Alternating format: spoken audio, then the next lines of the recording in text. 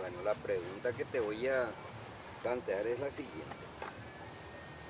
¿Tu libreferencia te hace declarar neutro o optar por la resurrección o la, la no resurrección? Porque esos serían los dos puntos, te voy a decir, que se Y pueden entender. es flex igual, por eso es lo que te digo, Y por así eso es. te digo, si es flex igual, lo que vos querés decir con flex igual, porque como es una palabra que vos Yo inventás, obviamente, sí. entonces tenés que darle también el sentido para los demás. Esa flex igual significa, según entiendo, una especie de neutralidad hacia, Hacia la elección, hacia la elección. sí. Y está bien. Yo entiendo que está, digamos, que en este momento, en este tiempo y en este lugar, que verdaderamente existe para los seres venidos a la existencia, como todos los demás y nosotros, entonces en este momento es tu manera de ver y entender la realidad. Y me parece espectacular porque coincido enteramente con todo lo que dijiste en cuanto al camino que lleva realmente a la realización, se puede decir en el lenguaje hindú, ¿verdad? A la salvación, se puede decir en la tradición bíblica, a la liberación. Hay muchas otras formas de usar la palabra, ¿verdad? Pero de cualquier manera en esos tres términos se podrían estar configurando ya lo que cada tradición está expresando. Lo que en definitiva quería acotar a propósito yo es lo siguiente. En verdad, eso que estuviste manifestando en torno a la, te voy a decir, opción por la verdad o por la justicia o por la sinceridad de uno mismo, donde no se pueda colar ningún autoengaño, concretamente en lo que tendríamos que concordar, ¿verdad? Lo que se puede acotar a ese camino que es realmente el que se inculca en todas estas enseñanzas, en el caso de la preferencia que yo te digo como una forma de resumir nomás es, ¿verdad? Para poder justamente quizás ir masticando y viendo otras y otras cuestiones que se plantan, por decir, intrínsecamente en uno a medida que uno va progresando, ¿verdad? Y va insertándose en lo que se pudiera llamar esa exploración infinita, que también es válido, como vos lo enuncias, Claro, claro. independientemente de que esa exploración infinita se da momento a momento para la mente limitada. No podemos abarcar el infinito, ¿verdad?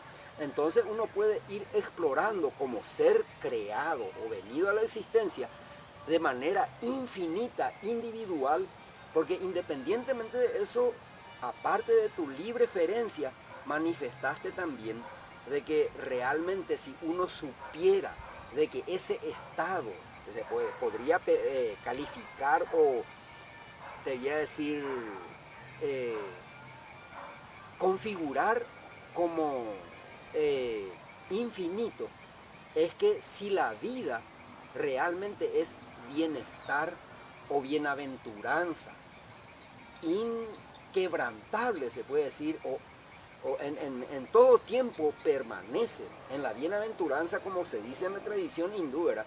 Entonces a vos no te desagradaría tampoco que tu conciencia individual perdure según entendí, ¿verdad?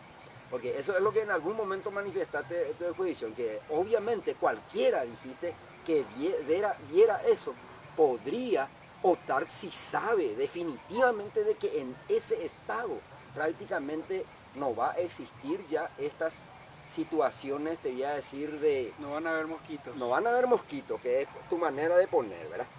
Pero lo que sí, a cuento de todo lo dicho, para mi preferencia te digo lo siguiente. Este versículo del Evangelio. Le preguntan a Jesús, son muchos los que se salvan, o no me acuerdo si son pocos los que se salvan, no me acuerdo exactamente cuál de las dos palabras se utiliza, pero él contesta así. Entrar por la puerta No, estrecha. no, previamente te digo qué él dice. El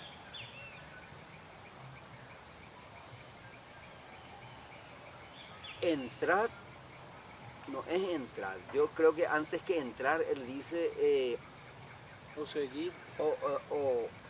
optás o optad, algo por el estilo, no me acuerdo bien, pero elegís, elijan el camino angosto, así dice. Elijan el camino angosto, lamentablemente no tengo los términos exactos, ¿verdad? Elijan el camino angosto o entrad por el camino angosto, independientemente de esas dos palabras son flexiguales por decirlo equivalente, ¿verdad? Elijan el camino angosto, porque es ancho el camino que lleva a la perdición y es angosto el camino que lleva a la vida. Entrad por la puerta estrecha, porque son pocos los que lo encuentran. Incluso eso trae un poco a cuento lo que la vez pasada estábamos considerando si hay salvación para todos o no, ¿verdad? Porque él no contesta en realidad si son muchos o pocos los que se salvan. Lo que dice es que son pocos los que encuentran la puerta estrecha o el camino. Y bueno, por eso lo que te digo, cuando uno opta, o sea, la enseñanza fundamental es la austeridad en cuanto a esos sentidos desenfrenados que nos llevan al egoísmo, ¿verdad? Entonces, entrar por la puerta estrecha es en gran medida ascetismo y definitivamente en cuanto a los que todos o no todos se salven, en otro pasaje él dice, para Dios todos están vivos. Entonces, conciliar estas cosas, esas disputas que ya entonces tenían esos discutidores, ¿verdad? Se compagina también con lo que dice el Buda en este pasaje que te cité, ¿no? Los otros no comprenden. Aquí, nosotros moriremos aquí en este mundo. En este mundo, así como lo configuramos, con esta limitación que le damos a raíz de identificarnos con el cuerpo, moriremos, ¿verdad? Yo te voy a dar nomás el verso justamente que el Buda también dice en el Dhammapada. No hay látigo para el buen caballo. Esa es mi prioridad. Pero todo lo demás es una cuestión que muy bien eso, por eso es lo que te digo, tu manera de ver pierde de vista lo que yo pienso que no pierdo, que es el tema de la vida. La vida es lo que cuenta y prevalece. Entonces, desde esa perspectiva, pero no obstante... No, pero vos estás diciendo que la vida, tu vida, va a prevalecer gracias a la opción consciente que vos estás haciendo de entrar por la puerta estrecha. Lógico. O sea, ¿sabes cómo me viene esto? Esto me viene como lo que diría Nisargadatta, que es natural como el amor al hijo, ¿verdad? Bueno, yo soy tu hijo, ¿verdad? Evidentemente carnal, y yo tengo también una hija, ponerle, ¿verdad? Que se llama Maya. Y los hijos no salen como salen, ¿verdad? El sufrimiento que nuestros hijos nos den, podemos hacer hasta cierto punto algo para remediarlo y hasta cierto punto no, porque hasta cierto punto uno está más allá de nuestras manos. O sea, eso en el entender de que tenemos cierta convivencia con el hijo, ¿verdad? O el pariente o lo que sea. Hay cosas que no se eligen ponerle en la vida. Por eso es lo que yo te digo, por eso no hay látigo para el buen caballo.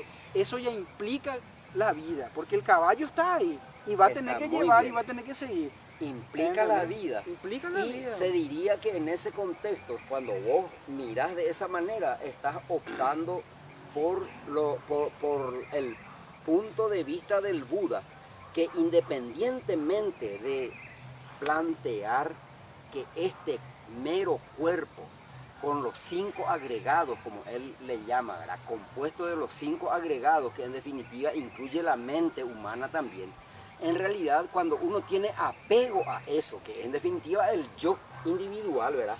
Entonces definitivamente uno no puede liberarse de los apegos y liberarse del sufrimiento. Eso es lo que enseña el Buda, pero finalmente en una parte él menciona que realmente cuando se le pregunta si la conciencia individual perdura en una cierta forma concreta y categórica, él dice, el Tathagata no tiene opinión sobre eso. Exactamente. Entonces exactamente. te estás adhiriendo al budismo, ¿no?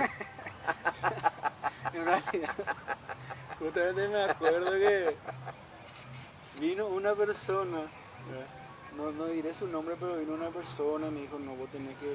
Porque es budista, diríamos, esta persona, aunque quizás cuestione ese etiquetamiento, podemos decirlo, pero me dijo, no, acá tenés que venir a este grupo budista y adherirte.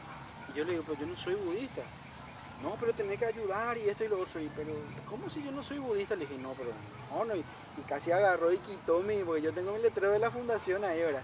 Y que no, pues yo tengo que bajar entonces ese letrero, sí, o sea, es un banner en realidad que está dentro de mi oficina, no está afuera, no un letrero afuera. No, tengo que bajar, este sí, bueno, a ayudar a la gente, pero si yo fuese budista, sí, ¿verdad?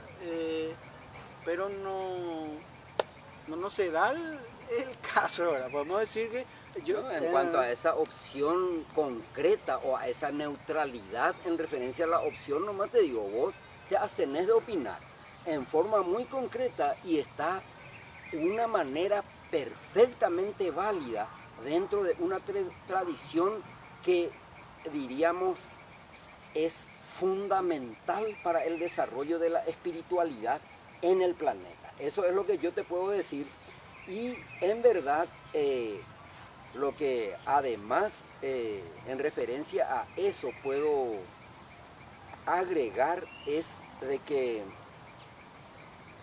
el Buda, cuando dice, varias veces tocamos este tema, cuando dice, por ejemplo, de que esta enseñanza se transmite sin palabras también, ¿verdad? El silencio, claro. Bueno, sin palabras, el silencio, te tiene que ver el silencio. Claro. Pero sin palabras, en silencio, él no dice otra cosa que lo que dice Jesús cuando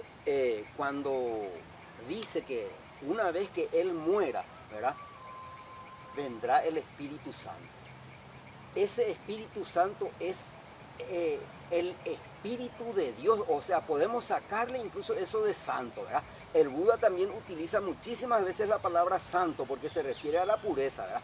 Pero es el Espíritu que impregna cada átomo, se puede decir, si pensamos que hay átomos. Definitivamente cuando la mente piensa que hay átomos, porque la ciencia hoy determina también que eso del átomo es una cuestión que hay que discutir, pero ese espíritu que irradia, como dice Nisargadatta también, el amor irradia, la ayuda irradia, todo irradia, y entonces no hay una diferencia entre esa cuestión, te voy a decir, de las enseñanzas en sus fundamentos esenciales. No, claro. ¿Entendés? Entonces, desde esa perspectiva, yo te repito, tu manera de entender y de comprender por este tiempo y en este lugar, para nosotros dos seres venidos a la existencia, es en realidad la de justamente ver la libreferencia, ¿verdad?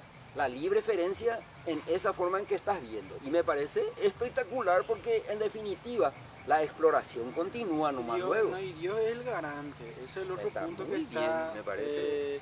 Pero ciertamente que en la tradición cristiana al menos tenemos, y Nisargadatta reconoció esto por supuesto, el tema del sufrir por el otro o morir para curar o sanar los pecados de otro como Jesús y los demás.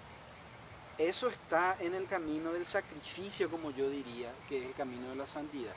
Pero como suelo recalcar, nuestro camino es más bien el camino del equilibrio, en el cual tenemos que tratar de equilibrar esos obreros de la viña que hay que darle su salario proporcional. Y algunos se van a quejar, otros van a estar muy contentos por lo que se le da, ¿verdad? Pero hay que ser como el patrón que dice, bueno, yo Que por cierto, vos como abogado sabés que eso sería ilegal hoy por hoy, ¿verdad? Lo que el patrón del viñedo hizo. ¿Te acordás que...? Es ilegal en absoluto.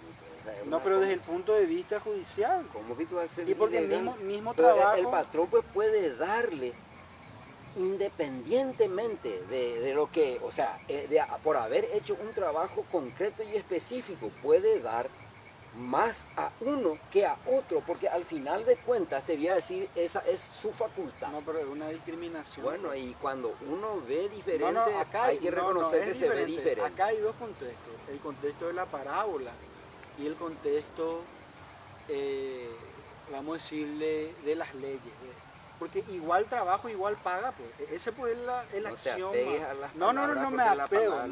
la palabra mata, la Estoy- letra mata y el estoy- espíritu vivifica. Bueno, Pero está vamos a bien. matar acá y vivificar acá. Estoy contextualizando. Mm. Si ese trabajador, ese patrón, hiciese hoy esto, acá fuese nuestro vecino algo, y vos como abogado vas a decir, bueno, acá está la ley, nene, igual trabajo, igual paga, pero la enseñanza es justamente esa, no apegarse a eso, porque el trabajador convinió un denario con los primeros, ¿verdad? Y entonces se fueron y pasaba el día, vinieron los otros, y entonces a mí me parece muy impresionante también cómo él, vamos a decirlo, se justifica así o se explica a sí mismo. Él dice, hermano, yo no te estoy haciendo ninguna injusticia a vos, convenimos esto, pero yo le quiero dar a este más. ¿Acaso yo no soy libre de hacer con lo mío lo que quiero? ¿O eres tú envidioso? Que no, ¿entendés? De que yo soy más o menos generoso con lo que a mí me pertenece, con mi potestad, ¿entendés? Está perfecto, Eso es lo malo que pero yo te te digo. quiero tratar de hacer un esclarecimiento muy concreto y definido sobre el punto. La parábola en realidad termina con esta sentencia. Los primeros serán últimos y los últimos primeros. Y con eso lo que quiere graficar Jesús es que definitivamente el progreso espiritual existe y a los que vienen después les es más fácil alcanzar, te voy a decir, aquella Claro, salvación por eso él. es lo- Ese es el contexto de la parábola. Pero aún en el contexto, diríamos, jurídico que vos planteás, si yo, por ejemplo, hoy le contrato a una serie de personales, ¿verdad? A trabajadores que vengan a hacer un trabajo y convengo con ellos, tantos guaraníes te voy a pagar, con cada uno a medida que vaya viniendo, ¿verdad? Y en definitiva, le pago por ese día de trabajo, no estaría transgrediendo como patrón ninguna ley, aun cuando aquella disposición diga a trabajo de igual naturaleza corresponde igual salario. Eso es lo que... Eso es lo que dice, pero eso es en un caso, por ejemplo, en donde se esté dando trabajo a una cantidad de gente durante una cantidad de tiempo. Eso es jurídicamente. No, pero yo te estoy argumentando desde el punto ya de sé vista que- jurídico.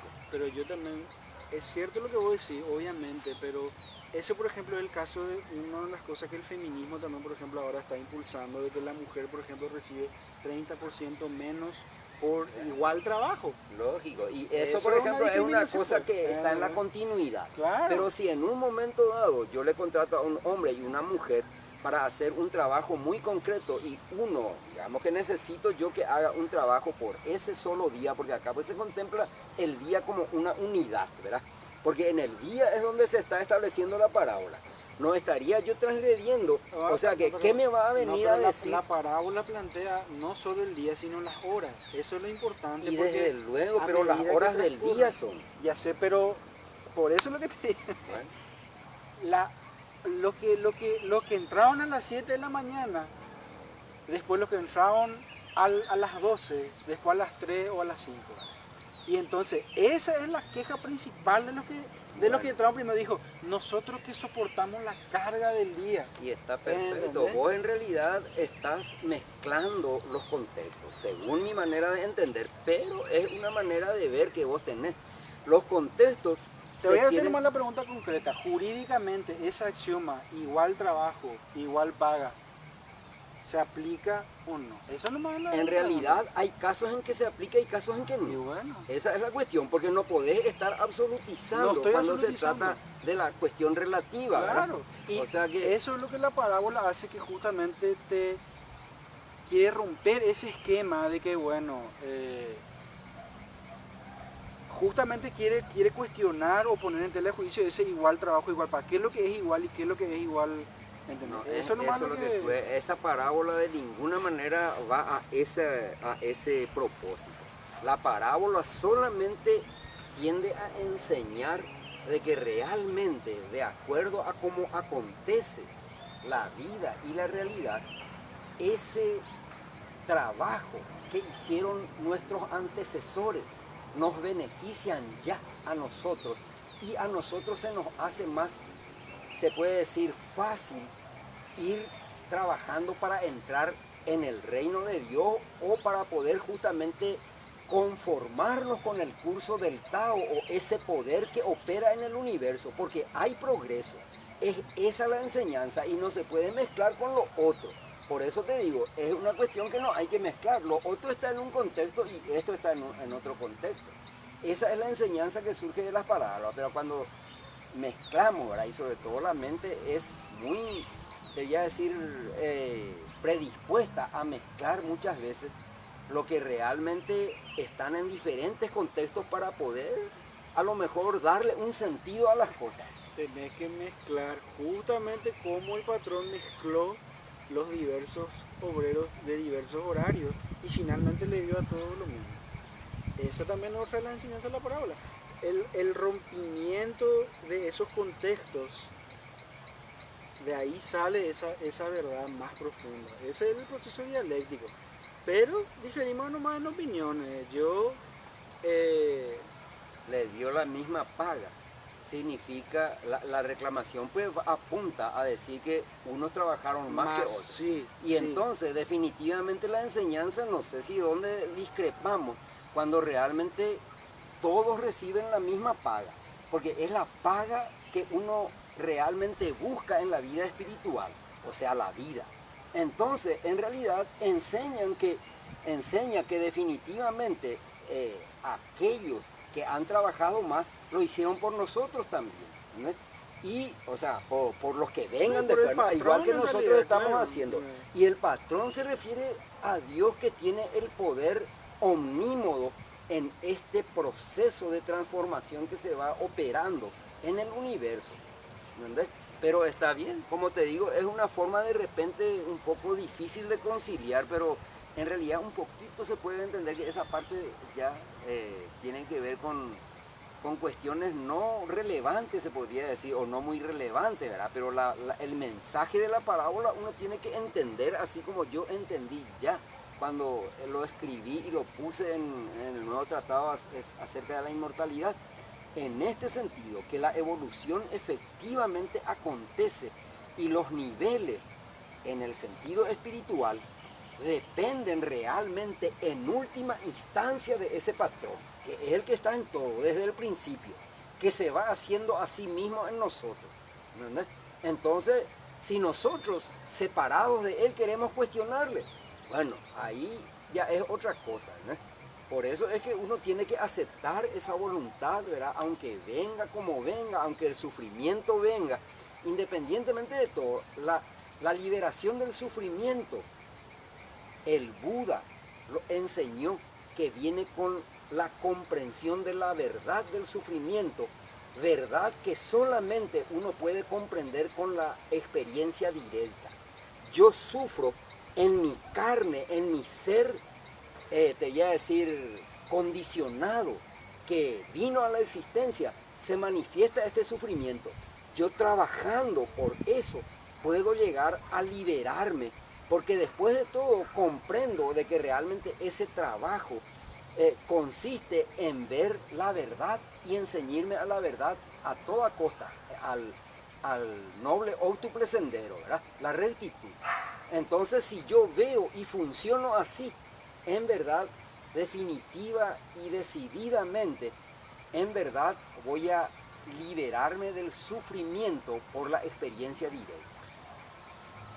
No hay látigo para el buen caballo. Eso es lo que yo podría decir Está bien, con sí. el énfasis, ¿verdad? Es espectacular. Lo demás Cuando- tiene más implicancias, eh, yo diría importantes, pero lo inmediatamente relevante, yo creo, es justamente prestar atención y Y preguntarse, ¿soy buen caballo? no hace falta preguntar. Si uno no recibe, ya uno tiene que seguir nomás No, buscando no, la en carrera. realidad no es tan así. Si uno no recibe, puede que eso sea una cuestión momentánea. ¿Soy buen caballo? Es la pregunta, ¿no? Otra pregunta que uno se haga realmente puede significar autoengaño. ¿Qué soy? ¿Quién soy? ¿Dónde estoy? Eso ¿Con ya, quién me ya identifico? lleva a ¿no? la parábola de la flecha envenenada, que quién me tiró y quién tal cosa, quién. Hay que seguir nomás todo apunta a lo mismo. Hay que ver nuestra propia identidad en comunión con la única realidad que anda, quería decir, manifestándose en nosotros y más allá de nosotros. Estamos, quería decir, en comunión con eso. Nos expresamos por medio del amor. El amor es la forma verdadera de que uno, diríamos, tenga lo que llama Dattatreya el conocimiento de la unidad. Y Dattatreya dice que uno alcanza ese conocimiento por la gracia de Dios, ¿no? Entonces, él también le menciona a Dios, independientemente que no es una cosa que se mencione, te voy a decir, en la tradición ortodoxa como parte de la explicación que se da. Se le da el nombre de Brahman, que es lo absoluto, pero todo el mundo utiliza a Dios desde hace muchísimo tiempo como sinónimo o equivalente o flex igual a lo absoluto. Dios es el que está en todo y en todo. Y sí, no hay, esa sería la manera en la cual mucho cuidado. Un mosquito. Y sí, la verdad que esto Hay que sufrir nomás los mosquitos. hay que aceptar el hambre, la inmortalidad, que hay que entregar la mortalidad para que no hay el tema esto es una especie de, no sé cómo podría llamarlo, una especie de lógica holográfica o algo por el estilo. Es muy extraño cómo eso me presenta, porque el punto de partida para la manera en la cual yo evidentemente fui llegando a esos neologismos o palabras nuevas, si quiere llamar, de la flexigualdad, ¿verdad? Y la libre referencia es justamente partiendo de la omnipresencia, o sea, Dios o lo absoluto o el Tao o la conciencia crística es lo que está omnipresente en todos los átomos, como vos usaste, ¿verdad? Está en todo, de igual manera. Como bajo el mar, bajo el océano, todo está mojado. De esa manera Dios está totalmente en igual y equiparable medida en todo. Entonces, el entrar, el comprender, vos dirías, ¿verdad? Eso, o el prestar atención quizás a eso, es lo que también, de ahí surge la especie de flexigualdad de todas las cosas. O sea, ¿qué diferencia hay entre este átomo en el océano Atlántico y este átomo en el océano Índico o este átomo en el océano Pacífico? Porque todo está mojado, pues todo es uno, es omnipresente. Entonces, ahí es flexigual cada cosa que está en esa omnipresencia. Entonces, eso se reconoce. Y cuando esa flexigualdad se reconoce en nuestra conciencia, en nuestra mente, yo digo, A y B son iguales, ¿verdad? Es igual, como diría San Pablo ahí, dice, todo me está permitido, pero no todo conviene. Todo me está permitido, pero